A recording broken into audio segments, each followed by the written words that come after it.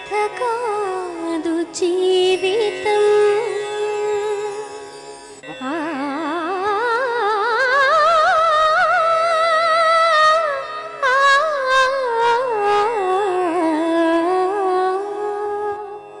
ఇది కథ కాదు జీవితం.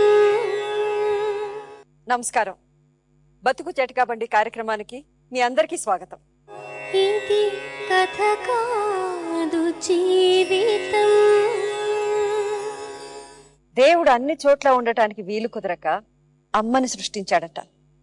అమ్మ ప్రేమలోని కమ్మదనం మాటల్లో వర్ణించలేనిది. నమ్మిన వారే ద్రోహం చేశారు అనిపిస్తే వారిపై ఏవగింపు కలగడం సహజం. తన పెంపకాన్నే వేలెత్తి చూపేలా ఆ బిడ్డ ప్రవర్తిస్తే వారిపై నమ్మకం పోవడం కూడా సహజమే. ఆ రెండు ఒకరికే జరిగితే ఆ తల్లి మానసిక పరిస్థితి ఏమిటి? ప్రేమను పంచాల్సిన బిడ్డని ఎలా చూడాలి? ఆమె ఎలా చూసింది? దాని పర్యవసానంగా ఒక బిడ్డ ఎలాంటి బాధ అనుభవిస్తుందో అది చెప్పటానికే మన ముందు వచ్చింది ఒక కూతురు. లక్ష్మి ఓ సాధారణ మహిళ. కుటుంబం తన కూతుళ్ళు ఆమెకు ప్రాణం. భర్త రెక్కల కష్టంపైనే కూతుళ్ళందరికీ పెళ్లిళ్లు చేసి సంసారాలను అప్పజెప్పింది. అంకమ్మ లక్ష్మి చిన్న కూతురు. చిన్నప్పుడే ప్రేమే జీవితం అంటూ సాయితో వెళ్లిపోయింది. లక్ష్మీ దంపతుల్ని గాయపరిచింది. అక్కడే లక్ష్మీ అంకమ్మల పేగుబంధం ప్రశ్నార్థకమైంది. అంకమ్మ అమ్మ కావాలంటుంది. మళ్లీ ఆ కుటుంబంలో తనను మనిషిగా గుర్తించాలని కోరుకుంటుంది.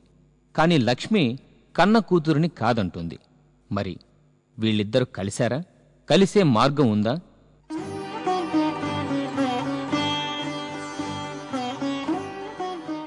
నీ పేరేంటమ్మా? అంకమ్మ. అంకమ్మ. మీ వారా పేరు? ఏంటి మీ ప్రాబ్లం ఏంటి చెప్పండి. ప్రాబ్లం, నాకు పెళ్ళయి 12 సంవత్సరాలు అయింది.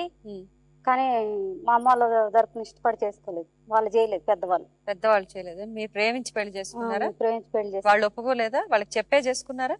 చెప్పలేదు. చెప్పకుండా చేసి. ఈయన మా అమ్మ వాళ్ళ ఇంట్లోనే ఉంటాడు. నేను అమ్మ వాళ్ళ ఇంట్లో నీ చుట్టాలా? చుట్టాలు అవుతారు. ఇంట్లోనే ఉంటాడు మా అమ్మ వాళ్ళ ఇంట్లో. అంటే ఏం చేసేవాడు అక్కడ మీ అమ్మ వాళ్ళ ఇంట్లో? పని చేస్తాడు. పని చేసేవాడు. ఏం పని? తాపీ పని. వీళ్ళ అమ్మ చిన్నప్పుడు చచ్చిపోయింది.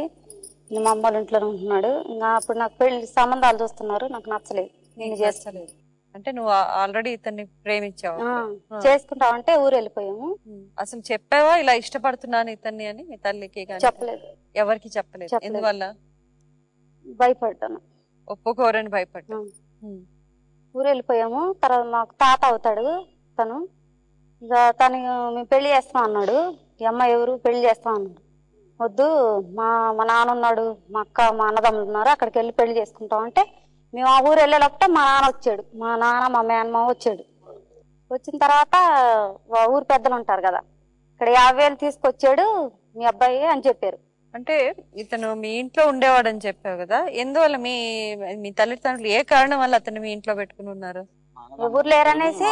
ఎవరు లేరని అతన్ని చూసుకుందామని మంచి తనంతో పెట్టుకున్నారు. మరి అలాంటప్పుడు వాళ్ళకి చెప్పకుండా మీరు ఇలాంటి పని చేయటం మంచిదే. ఇప్పుడు భయపడ్డాము. భయపడిన తర్వాత వెళ్ళిపోయి ఇలా తాతయ్య అవుతాడు, ఆయన కాడికి తీసుకెళ్తే ఆయన నాకు బాబాయ్ అవుతాడు. ఆయన కానీ తీసుకెళ్తే ఎవరు అమ్మాయి అంటే ఇట్లా సుబ్బయ్య కూతురు అని చెప్పాను. సరే మరి నేను పెళ్లి చేస్తారా అన్నాడు. వద్దులే, మా వాళ్ళ దగ్గర తీసుకుపోయి నేను చేసుకుంటాను, మరి ఎట్లా అయితే చూద్దాము, తీసుకొచ్చాం కదా అని నేను చెప్తే ఆయన ఉండి సరే తీసుకుపోరా, ఊరికి తీసుకెళ్ళి చీరాల అని చెప్పని చీరాలు తీసుకెళ్ళాను.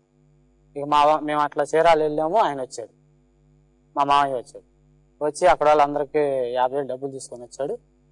మరి మీ ఓడేడు అని గొడవ పెట్టుకున్నారు. 50,000 డబ్బులు అంటే చెప్పలా, ఇంట్లోంచి డబ్బులు నన్ను ఎత్తుకు వచ్చాడని చెప్పకుండా డబ్బులు తీసుకొచ్చాడని చెప్పారు ఆ ఊరు పెద్దలకి. వాళ్ళు బెదిరిచ్చారు. డబ్బులు తీసుకురావడం ఏంది, మా అబ్బాయి చిన్నప్పుడు మీ ఇంట్లో ఉంటాడు, మీ నిజం చెప్పండి అన్నారు. లేదు ఇట్లా అమ్మాయిని తీసుకొచ్చారు అని అంటే సరే తప్పు అయిపోయింది కదా పెళ్లి చేద్దాం. ఆయన ఉన్నాడో లేడో నాన్న అన్నాడు, నన్ను అడిగాడు వచ్చే నాతో పాటు అన్నాడు. నేను రాను నాన్న, మావయ్యనే పెళ్లి చేసుకుంటారని చెప్పి సరే నువ్వు సావు అని చెప్పి వెళ్ళిపోయాడు. తీసుకెళ్లిపోయిన తర్వాత మళ్ళీ ఇంటికి పంపిస్తే మళ్ళీ 4 మాటలు అందరూ అయిన వాళ్ళం అయిపోయాం. ఆయన దగ్గర చుట్టం అయిపోయాడు. తీసుకెళ్ళక ముందు ఆలోచన రాలేదా మీకు? అది అప్పుడు ఉండి ఇట్లా చేసిపోయారు వాళ్ళు. అవసరం అంటే బాగుంటది మా అమ్మ నాతో, అవసరం లేకపోతే బాగోదు. ఏం అవసరం? ఇట్లానే ఆమెకి ఏమన్నా నలుగురిలోకి ఏదైనా అవసరం కావాలంటే నేను కావాలి మేడం.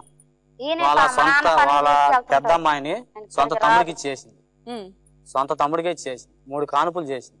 మొత్తం నేనే చేసుకున్నా. పెళ్ళైన కానీ పోయాం వచ్చాం. ఫస్ట్ కానుపుకి వస్తే సిరిసిల్లలో ఉంటున్నాను మేడం. అప్పుడు ఫస్ట్ కానుపు అక్క ఇట్లా మరి కానుపు గదా తీసుకోమంటే నువ్వు 10,000 ఇచ్చిపో, నేను చేస్తా కానుపు. నీకు 10,000 ఇచ్చేది ఏంది, అదేదో నేనే చేసుకుంటాను. మా తల్లిదండ్రులు లేరు, ఎట్లా పోతున్నాం బతుకుతున్నాం అన్నట్టుగా నేనే హాస్పిటల్ థియేటర్ కడితే ఆ డాక్టర్ చూసి నేను చేస్తాను ఫ్రీ కానీ చేసింది ఆమె. సరే అట్లానే ఉన్నా. మళ్ళీ మూడు నెలలకి ఇక్కడికి తీసుకొచ్చాను మేడం. సరే బాగానే ఉంది. సరే వస్తున్నా పోతున్నా కదరా మరి రా అని. సరే హైదరాబాద్ వచ్చాను. హైదరాబాద్ వచ్చి నేను జీతాలకు వచ్చేసి ఇక్కడే ఉండిపోయాను. పిల్లోడు కడుపున పడ్డాడు. వచ్చింది ఇంటికి, ఆ అమ్మగారి ఇంటికి వచ్చింది. ఇంట్లో డెలివరీ అయింది. డెలివరీ అయితే 500 రూపాయలు ఖర్చు అయితే 5,000 ఖర్చు అయిందని చెప్పి జనానికి అందరూ చెప్పారు. అప్పటికి మేము వాళ్ళ డబ్బు మీద ఆశపడ్డాం. వాళ్ళు పని చేసుకొని బతికి మేము పని చేసుకున్నాం అని చెప్పి అనుకుంటా అట్లా పోయింది. మళ్ళీ చిన్న అమ్మాయి చచ్చిపోయినప్పుడు కూడా ఇప్పుడు కూడా జనానికి అందరూ చెప్తుంది మేడం. చిన్న అమ్మాయి చనిపోయిన తర్వాత మా చిన్న అమ్మాయి పిడిచి వచ్చింది మేడం. ఫస్ట్ వాళ్ళ ఇంటికి చుట్టాలు వచ్చారు. మా ఇల్లు ఇక్కడ అయితే ఆ ఇల్లు ఇక్కడ మేడం. కనీసం బిల్డింగ్ చూసి కూడా మాట్లాడలేదు మేడం.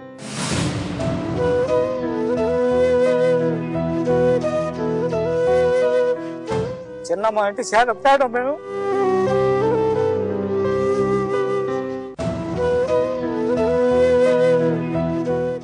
ఒక్క 3 నెలలు అసలు మనుషులు కాలేదు మేడం మేము. ఈ అమ్మాయి అసలు అన్నం తింటలా, కనీసం వచ్చి చూసిందా చూడలా. మరి మా పరిస్థితి మేము చిన్న పిల్లలు అవుతారు. మా అన్నదమ్ములు మేము 4 పెద్దలు అసలు చూసుకోవాలి కదా. 13 సంవత్సరాలు నువ్వు వాళ్ళ ఇంట్లో మొదట ఉన్నావు. ఉందా మేడం? ఆ తర్వాత మీ ఇద్దరు చెప్పకుండా పెళ్లి చేసుకుని వచ్చేసారు. ఇంతకంటే ఇంకేమైనా బలమైన కారణం ఇంత ద్వేషించడానికి? వాళ్ళ సొంత కూతురు, సొంత మనవరాలు ఎందుకంటే నువ్వు అడగవా? అడిగాను ఆ రోజు. ఎప్పుడు అంత తిడుతున్నా సరే తప్పు నాదే, చెప్పకుండా పెళ్లి చేసుకున్నాను. దేనికైనా చిరాకు పడుతుంటది, మళ్ళీ పిలుస్తుంటది, పెడుతుంటది అని చెప్పి నేను ఇవన్నీ ఆయన తిట్టు కూడా. పెళ్లి జరిగి ఇప్పుడు 12 సంవత్సరాలు అయింది మీదే. ఇంతకాలం ఆ కోపం ఎందుకు ఉంటుంది వాళ్ళకి? డబ్బు పిచ్చి ఎక్కువ ఉంది మేడం. డబ్బు పిచ్చి ఎక్కువ ఉంది. డబ్బు పిచ్చి, డబ్బు అంటే ఆమె కావాలా. అదే దొంగతనం అంట కట్టారు. మళ్ళా స్వామీజీ అంట, ఎవరో స్వామీజీని అడిగారంట. దొంగతనం చేసి అంకమ్మ తీసింది అని చెప్పి స్వామీజీ అన్నాడంట. చిలక దోచుకున్నాడు, అంకమ్మ తీసింది అన్నాడు.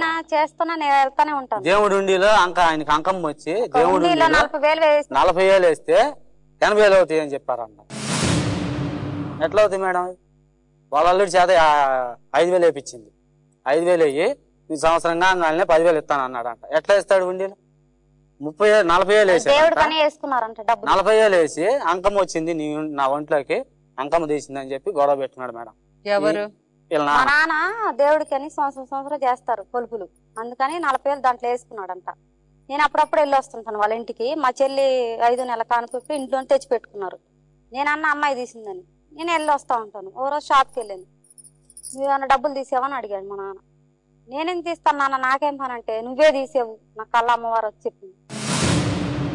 ఇప్పుడు మీరు ఇక్కడికి ఎందుకు వచ్చారని చెప్పండి. మీకేం కావాలి? 40,000 వేసి చెప్పాను కదా, అందులో 30,000 నేను తీసుకున్నానంట. 10,000 ఉన్నాయంట మేడం. 10,000 అందులోనే ఉన్నాయంట.